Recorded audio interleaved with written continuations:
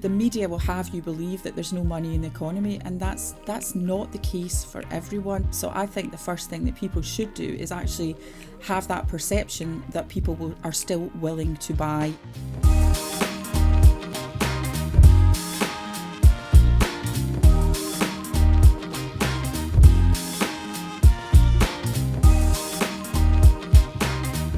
Hello, I'm Holly Mackay. And I'm Eshita Kabra-Davies. Welcome to our extra show where we talk about today's insights for tomorrow's challenges. Yes, whether you're an established startup, a savvy small business, or indeed an established enterprise, we're going to bring you expert thinking on the big topics impacting small businesses everywhere today. So Eshita, tell me, what's coming up today? This week, we're talking about the importance of adapting your sales strategy in a cost of living crisis, and 3 key steps to improving your customer relationships during these challenging times. So without further ado, I'd like to welcome today's guest, Alison Edgar MBE. Alison, welcome to the show. Oh, hi. Thank you so much for having me. So, Alison, why don't you give us a little background about yourself? So I'm Alison Edgar MBE, also known as the entrepreneur's godmother. So I've written a couple of books, Secrets of Successful Sales, which in 2018 was an Amazon #1 around the world. The Independent newspaper voted it one of the top business books written by a woman. And I also in 2020 wrote the book Smash It, The Art of Getting What You Want. But I left school at 16, later diagnosed as dyslexic, so no qualifications in business, but now run a company teaching sales, teaching leadership and speaking at events. A common mistake for businesses when facing challenging times is that they change their marketing strategy instead of their sales strategy. Can you explain your views on what is actually the difference between marketing and sales in this context, and why is it important to change both of them, not just one? Oh, I love this topic, literally love it. So I think when you start a business, and a lot of small businesses, they don't know the difference. So when you say sales and marketing, it's like they're conjoined. Sales and marketing, sales and marketing. They're two completely different things. And the other thing is operations also affects sales and how you generate your revenue. So what I did was when I wrote the first book, I tried to make it simple for people to understand. So I've got a little analogy that sales and marketing is like golf. So if we look at marketing, your website, your mail shots, your social media, they sort of tee up. So they put the tee in the ground and put the ball in the tee. And then sales, the salesperson, they then take the ball down the fairway, put the ball on the green and put the ball in the hole, because only when the ball goes in the hole do you make any money. So they have to work together. But if I do this at a live event, it's hilarious. Someone from marketing will put up their hand and say, "That's a load of rubbish, Alison. Us in marketing, what we do is we put the ball right beside the hole and you sales guys tap it in and take all the glory." But if your marketing is that good, if you've really created a brand that people want to buy for, if the brand story is good, then what will happen is it is that easy. It's when the human starts to get involved and you're having a conversation with another person. So again, if looking at a wholesale model, looking at a business to business model, that's when that comes into play. And somebody said, well, hang on, what about operations? You know, you're talking about sales and marketing, but what about the operations department? Well, they're like the greenkeepers, because if the grass hasn't been cut, if the bunkers haven't been raked, then people won't come back and play the course again. So actually business is like golf. And, you know, a lot of people are frightened of sales because when it comes to the human to human, there is a rejection. You know, most times in sales, it's littered with people telling us no thank you, or maybe not even with the thank you in there, ladies, it's just the no. And people then really hide behind their marketing in the hope that people will buy from them and they will get inbound inquiries. And I think that's one of the worst things that they can do. It's about being proactive and making sure that, the ball does actually go in the hole. And Alison, if I can come to you, it's about sort of being proactive. But of course, times are incredibly tough for people at the moment. We can see the cost of living starting to really bite. I think there'd be some sort of salespeople perhaps listening, sort of saying, okay, Alison, but I need a wee bit of help to get that ball into the hole. So, talk to us about what you think about strategies such as discounting, for example, in climates like this, just to sort of give people that extra nudge. Oh, I love this topic as well, because I think when times do get tough, and, I've worked in sales for over 25 years through recessions, and, we are going through a tough time. There's no disputing that. We've had a couple of years that people have really, a lot of businesses have really struggled to trade, and now they have to go back and do things differently. But I think one of the things for salespeople and entrepreneurial people, it's got to be that belief and that growth mindset, because if they go in with a fear, oh, I'm really sorry, I've had to put the price up, if they're leading with a lack of confidence, actually, if they're not confident in themselves and their pricing, well, neither will their customers. So there are different types, different reasons for the way people buy. And let's start with the first one, a prestige brand. So let's look at Rolex, for example. They don't ever discount, and there's a 2-year waiting list to get a Rolex watch. So I'm not saying everyone should be like Rolex, but they're really confident that they've created a brand, created demand for the brand.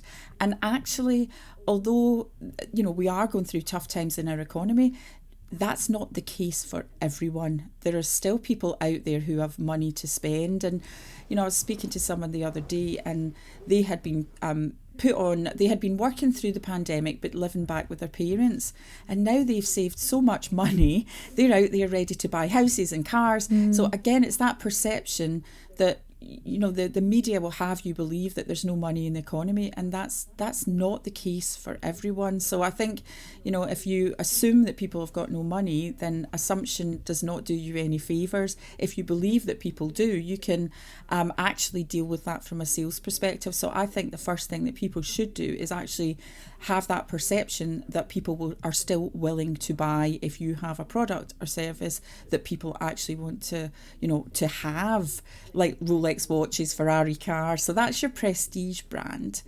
Then if you look, the other thing that people do, they buy on continuity. So let's look at something like, I'm not using the brand, but let's say a really well-known ketchup brand, okay? Like it's red and it's ketchup. So if we look, for a lot of people, that is their ketchup of choice. So when they go into a store to buy that ketchup, they don't actually look at the price because they've already got that brand loyalty. But what people do buy, and this is the psychology behind it, is they buy on offers. So if you look at a buy one, get one free, or a buy two, get one half price, or we actually do as a consumer like an offer. So when it comes to looking at putting an offer together, they really struggle with that. And what they do is they move on to price, and it becomes a race to the bottom. They don't know the margins. They're starting to lose money. And that's a dead sure way of actually, not letting your business survive. You've talked about a couple of really big brands there, so Rolex and the big ketchup manufacturer. We can't guess who you're talking about. But I can hear also people saying, yeah, but hang on, they've got socking great big marketing budgets behind them and a track record. So, I'd love to hear more about this concept of offers and how we might tailor those, particularly if we are startups and don't have those great big brands behind us to trade off. So first of all, I believe that you can create your own marketing strategy without having a big budget. And the reason I say that is I've become, in the business space, quite high profile, and I started my business with no cash whatsoever, just a lot of hard work, a lot of collaboration. And I think that's, if you look at how you grow your profile of your product or your service as a small business, collaborating with bigger businesses will help to grow your profile. So again, it takes longer to do it organically, but it is possible. But what I would say is, if you look, the easiest people to sell to are your existing customers. That's the easiest, because they've already bought into you, they are brand loyal.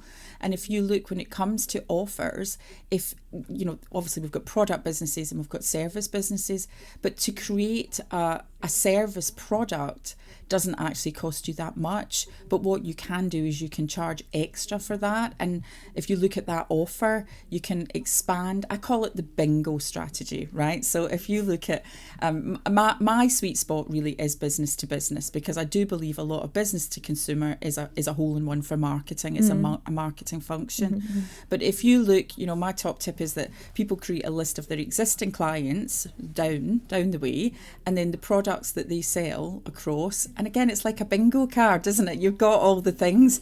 And if you think, okay, these people will buy this product from me, they're brand loyal. If I had another product or service, I'm bringing out more big brands, but hopefully it will help smaller businesses to understand. If you think about Dyson, we started off vacuuming our homes, and now we dry our hairs with the product. Now we use, and again, it's the same type of strategy that creates something in your space, and that will then increase the basket for your existing clients.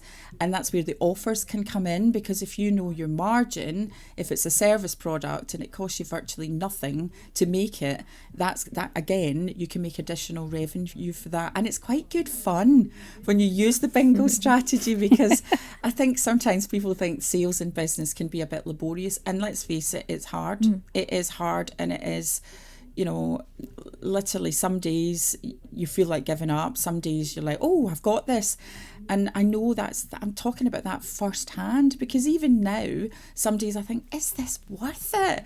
And then you find that, you know, you reinvigorate, find the strength and find the energy. And I think that comes to really focusing on the purpose of why you set the business up in the first place. That's the thing that keeps you going. So I think the offers are possible, but you really, again, you need to know your margins around it. And that's where I see a lot of small businesses just don't know the numbers. And Alison, we've talked a lot about bigger companies, bigger budgets, and we've also mentioned the cost of living crisis. You know, what can small businesses do in a very e-commerce driven world that we're living in at the moment? What are the sales strategies that they can employ? Again, with limited budgets. Yeah, I think limited budgets are great. So obviously there's collaboration. So we've looked at collaboration. But if, for example, you've got a shampoo product, let's say people become brand loyal, then you can work on your social media strategy or your marketing strategy to get them to buy from you direct, so that you'll make more money on there. Entrepreneurship can be the loneliest planet in the world. People just do not understand, and it's all consuming. So really collaborating with people that have got, for example, I collaborate sometimes with somebody who is in marketing, the easy side of the world, you know, whereas I'm in sales. Not fair.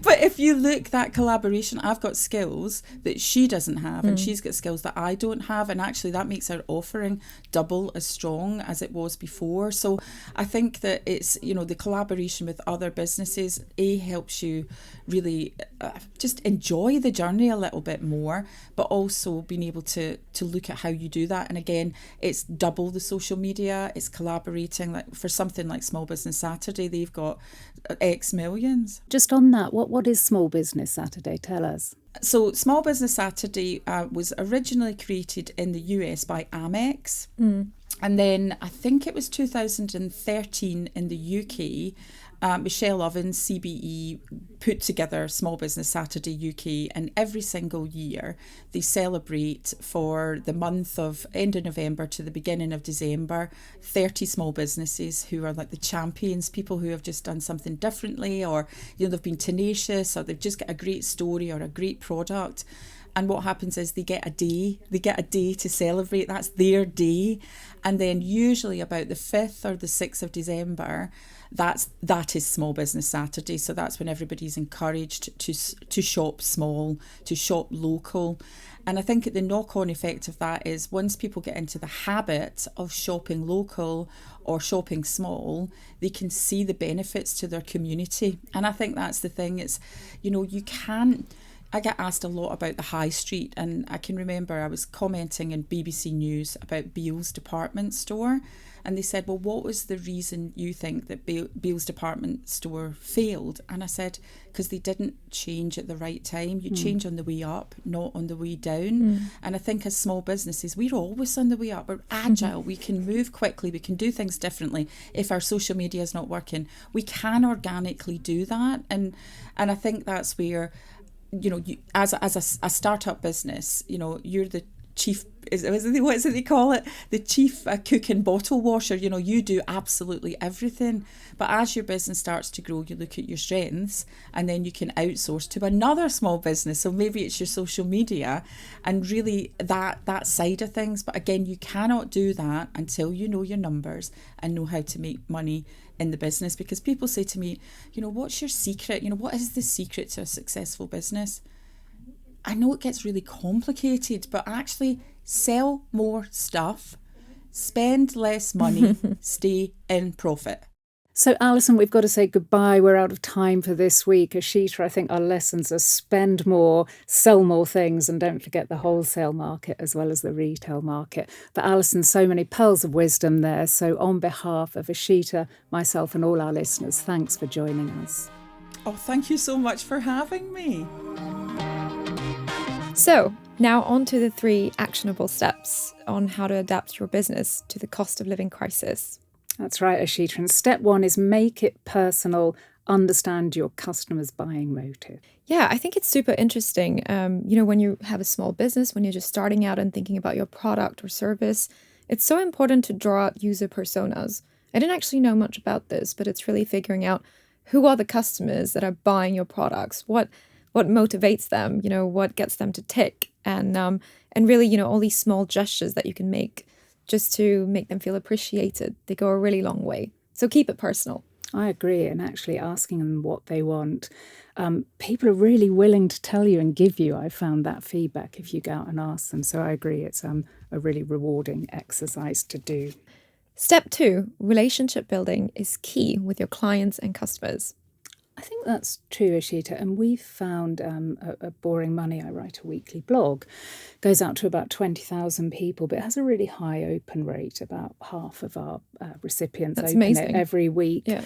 Well, it's probably because I don't tend to write so much just about the business subject matter. I'll kind of make it a bit personal, talk about what I've been up to that week, good and bad. And so I think what it means is people feel some sort of personal connection with the business. It's more than just a brand and a sort of that's service selling you provider. things all the time. Yeah, I think so, yeah, and it gives them something back. It's Yeah. not always sort of saying, right, I'm only talking to you because I want you to give me £15 today. It's actually saying, I know you, Mr. or Mrs. Customer, there's a relationship here and we've got that conversation going. So I found that really key. Yeah, I really like that one. And I think it just sort of makes it more personal than one of these big companies that we're anyway sort of competing with. I think that's true. And that's certainly what social media has enabled us to do, what blogs have enabled us to do. It's sort of removed that corporate sort of stiffness from the conversation and the relationship we can have with our clients. And finally, step 3, surprise and delight. Surprise and delight people. It's quite hard sometimes, isn't it, when you're sort of like struggling with accountants and lawyers and you go, right, surprise and delight, what can we do? But I found actually it's really interesting to try and explore what motivates people and how you can recognise loyalty with customers and for us with our readers. And a small example, I mean, we run some consumer panels. We've tried to give people vouchers from big department stores to incentivise them. And that does kind of work. But really oddly, what people wanted, and we did something that was quite a big exercise, involved lots of reader feedback. People wanted a Boring Money hoodie. And things like mugs, Merchandise. So, here's my tip. We found out the other day we can spend £3.79 and get a branded cup or a mug posted out to some of our readers. Amazing. So I think it's small things, and it's also sometimes it's the unexpected. So it isn't just a monetary exchange. Sometimes it's a much more personal touch, something where people feel you've actually, as the founder, taken the time to reach out to them. So one other thing I like doing is every week I'll email personally about sort of 5, 6, 7 of our readers and have a bit of a dialogue with them. And I personally love that because it reminds me why I'm doing the job I'm doing today. It's one of the best bits of my week. And I think it keeps you in the loop and the pulse of what, your customers or potential customers are thinking about. Absolutely. And that's the end of our episode. Thank you to Alison for all her insights and knowledge. We're here to help equip you for your business journey. We really hope you found today's episode useful with some top tips and takeaways. And if you're looking for more information on the topic, you'll find even more invaluable resources on the NatWest website. Until next time.